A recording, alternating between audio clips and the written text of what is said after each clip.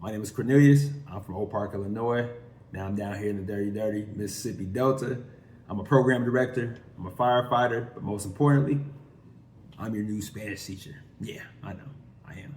If you've been going Duolingo crazy, but still can't speak Spanish, can't really hold a conversation, but you got all the streaks, I got something for you. Especially if you're an adult and you feel like it might be too late. But the real reality is it's not. I didn't grow up speaking Spanish in the house, bilingual, none of that. Everything I learned was intentional. And years later, I tested at the C1 level under the CEFR scale.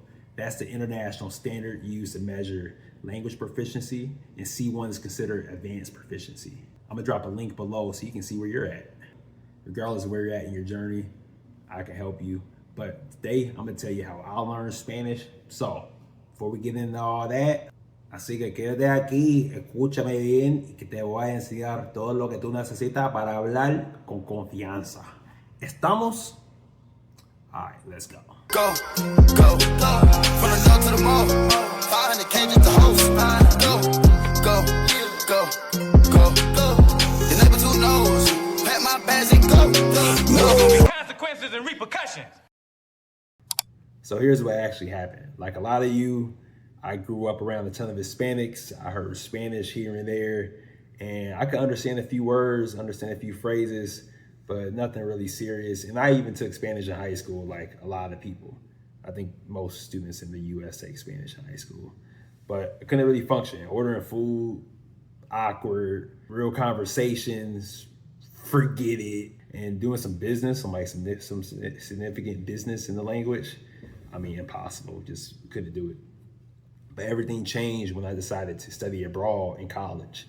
So I went to study abroad and I had options. I went to the office and I had the Dominican Republic, I had Spain, and I might have had one more, but I think the other one might have been in Chile. But I didn't choose Spain because honestly, I didn't really understand at the time, but my thought was, are there any Spanish people? Not like people, maybe everyone that speaks Spanish, they call them Spanish, but like real people from Spain. Are they even in the US like that? Not really, not many of them. And so I figured I'd rather pick up a dialect of people that I might actually come across. So I chose the Dominican Republic. So, went there and didn't really have any type of expectations. But let me be clear, and it wasn't just being surrounded by Spanish. People live in the US all year round, 30, 40 years. I know some people live in Chicago, for example. They live in there their whole life, don't speak a lick of English because they're surrounded by Spanish. They surround themselves by their family and people that they're comfortable with, and they work with other people that speak Spanish. They never pick it up. So just going there, you're not gonna learn it by osmosis. So I would say the difference wasn't the country, it was the input. It was something I did to make myself learn it. So the woman I stayed with, we had to live with the family. She didn't really speak English. She didn't speak English at all. But she would sit me down and, she'll show me the newspaper and she'll make me read that damn newspaper every single day. I read the newspaper and the words that I didn't understand, I looked them up. I, wrote down the definition. And I would read that same paper. I ain't changed papers now. I read the same paper every day for weeks until I understood the damn paper front, up and down, back and forth.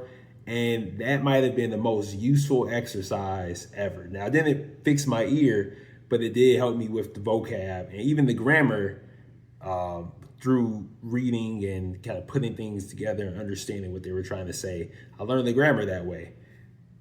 Granted, I was taking classes for Spanish classes, but I didn't learn a damn thing in those classes. The good thing about the Spanish classes was just to hear the language more. So that's more of the input that we'll talk about in a second. Now, let me be clear. I'm not saying that grammar doesn't matter, because it really does. But grammar doesn't come first. A learner, for example, for English, if someone's learning English, they may learn I go, that's correct. You go, that's correct. He or she goes is correct, but a lot of times they're going to say he or she go. He or she go to the store. Now, does that mean you need to sit them down and teach them third person singular conjugation? Nah, it doesn't mean you have to do that. You just have to teach them that, hey, it's he or she goes, because language is about pattern recognition. Yes, should there be a little bit time spent on grammar? Sure, when you're polishing things up at the end. When you're already at a decent little conversational level, yeah, you should spend some time on working on the grammar. That would be nice. But in the beginning, it's just going to slow you down. It's like building a house without the wood, without the nails. So I used to go to a barbershop every single week in the Dominican Republic. Probably push my line back a little bit. But I didn't do it for the haircut. I really did it to learn. I was doing it so I can get some more comprehensible input.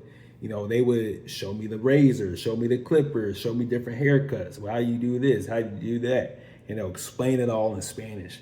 I mean, I felt like a damn pro. I felt like a barber. I can't cut hair. I cut my own hair, but it ain't, you know, I'll show you that another day.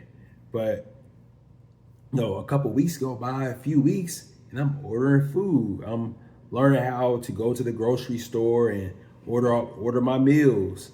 And I'm learning how to, you know, buy bus tickets, get taxis, all the basic stuff. I'm living, I'm surviving in a country that a few weeks ago, I really couldn't speak much Spanish at all. And I wasn't fluent. I'm not gonna act like I was over there just, you know, telemundo. I wasn't. But I was comfortable. In a few weeks, I really, you know, immersed myself into the language. While some of my classmates, honestly, they were right where they started, because they would hang around the other Americans. And to be honest, they didn't really take the initiative to learn the language. You're not gonna learn it through osmosis. Another caveat is that Dominican Spanish is pretty hard to learn. You know, people say, you know, it's not the clearest and it's pretty damn fast. But you know, it was good for me because I feel like if you can learn that, you can learn anything. And you know something else? Some weeks I wouldn't really speak much at all. I would just be listening.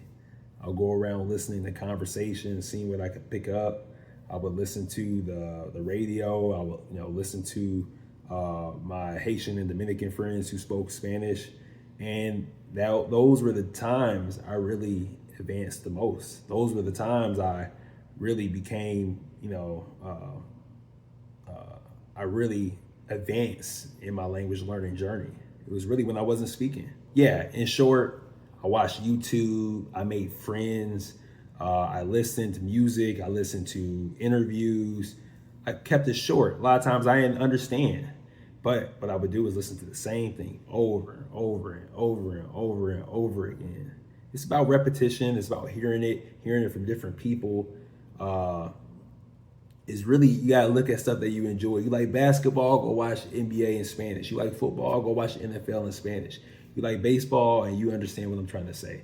Find some podcasts, find some interviews about topics you're into. If you're into travel, watch some Spanish speaking travel channels, or watch, let's say you like, you know, content about black women hair. They got content like that in Colombia and Brazil. So you take your pick.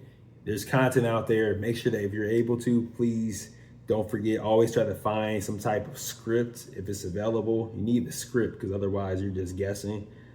So you can go and see if there's some sort of like closed caption, and if there's a script, that's a good video for you. But please take your time with it. Put it on 0.5 if you need to, 0.75 until you're able to speed it up, and just, you know, just watch, rinse, repeat. Now we're gonna go over some different methods that I did as well, on top of, you know, just listening to stuff, and different apps that you can use that I find useful. And we'll talk about that in the next video. But I'm gonna start working on some playlists. I'm gonna start working on some cool videos for you so you can kind of see what the process looks like. And maybe I'll even do some videos with me out in public speaking Spanish, so you can just see, you know, you see me out in public speaking Spanish. I don't know. But if you enjoyed the video, man, please hit the subscribe button. And if you want to learn Spanish the most natural way, don't forget to subscribe. Until next time.